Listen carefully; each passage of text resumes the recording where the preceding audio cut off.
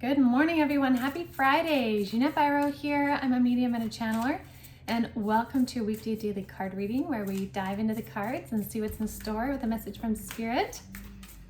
Okay, let's see. I am finishing up the week with the Awakening Avalon Oracle deck, so we're going to see what Spirit wants to share as we step into these like really bountiful energies of summer. Again, if you're in the Northern Hemisphere. The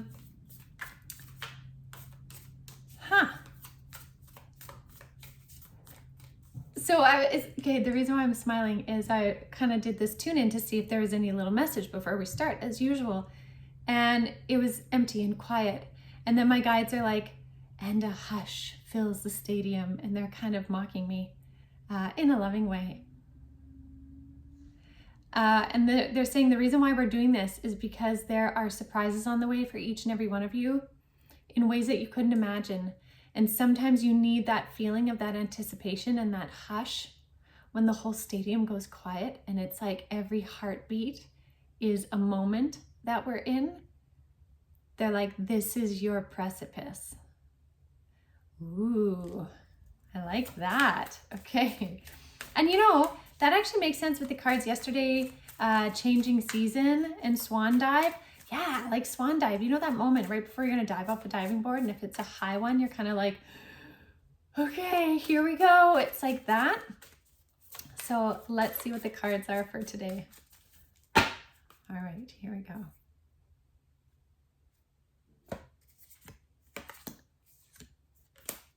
Interesting. Ooh. Interesting. Okay.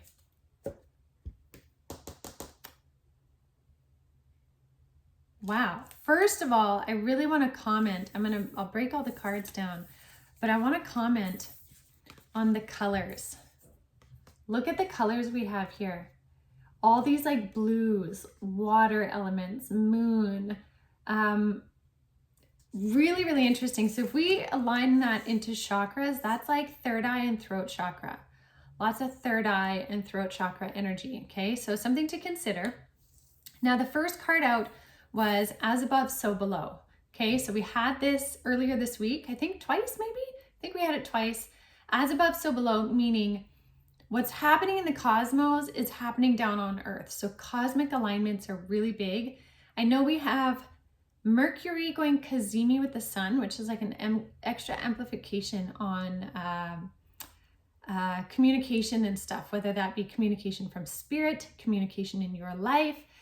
But even more so, it's kind of like there are great forces at play cosmically as well as on Earth for the betterment of humanity. At the same time, there are huge energetics pummeling the Earth, but also coming from the Earth, also moving through our bodies in the form of helping our physical bodies upgrade to these new frequencies, our mental body to clear stuff, to move forward, to become more powerful, and our spiritual body to become more synchronized or harmonized within, so that we're moving this beautiful trinity. There's a lot happening right now, and this card really speaks to it. So like there's big movement. Now, the other thing, there's this connection to when we connect into the energies of the moon. This says, talk to the moon, invite dreams and messages. Part of being a part of this beautiful synchronistic wholeness of all things, like connected to all things, is our ability to really pull from dream state. So for many of you, dream state is going to be very significant this weekend, and you may find there are beautiful revelations in your dream state, clarity, maybe beautiful divine connections that aren't quite here yet in your physical world, but they are in your dream world. And it becomes very, very noticeable to you. This also talks to, though, the moon also represents our emotional selves, and water represents our emotional selves. And so there's also an invitation here to get more in touch with your emotions, to dive deep into the undercurrent of your emotions.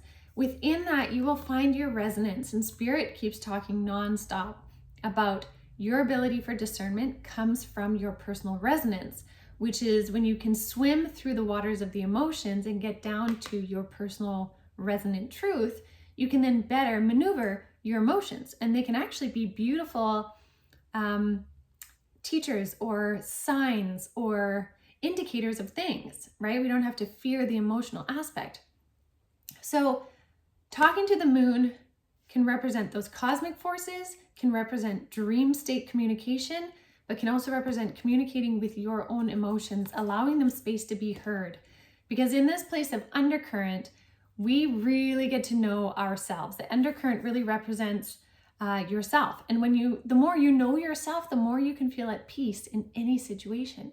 You can have crazy waters churning above, but if you're rooted in your undercurrent, you are calm and you are steady, right? So that's kind of like, stay rooted in who you are regardless of what's happening. And when you do that, the world becomes way more beautiful because you really choose where your area of focus is.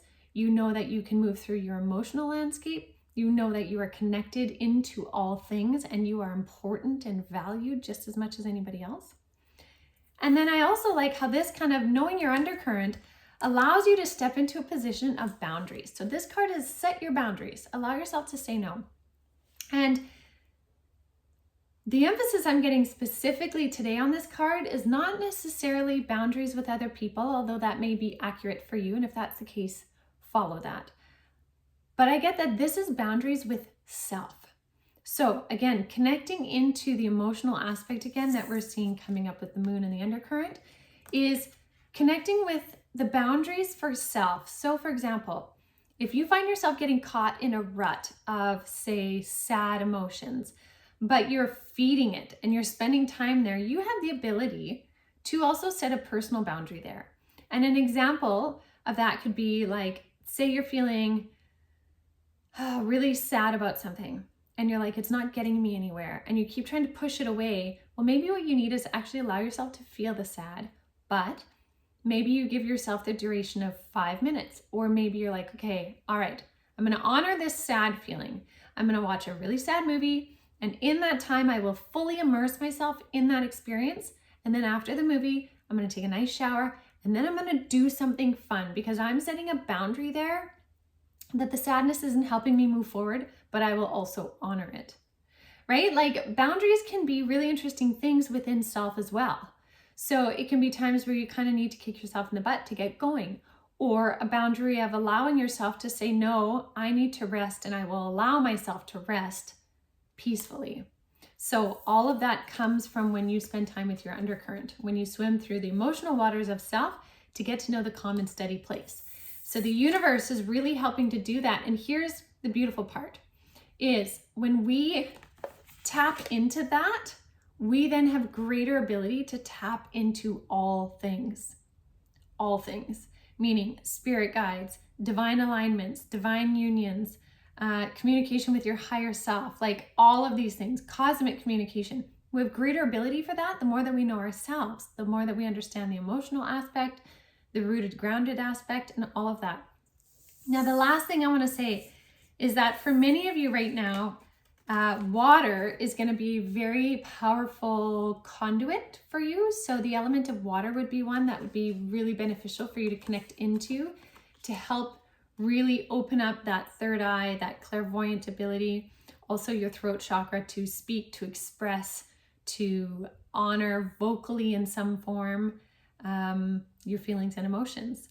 And I have to say, all of this comes in an energy of like peace and harmony, like really having it be as like a gift to yourself versus something really hard and deep and, oh my gosh, heavy. It's not like that. It's like, if you give yourself that time for personal discernment, personal boundaries, recognition, it pays off huge. And there's such a lightness about it.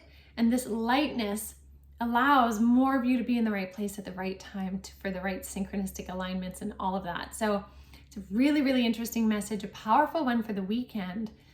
So basically, the more that you can spend time with you and connect into you and be attuned to you, the more that's going to affect your greater journey in a very positive way.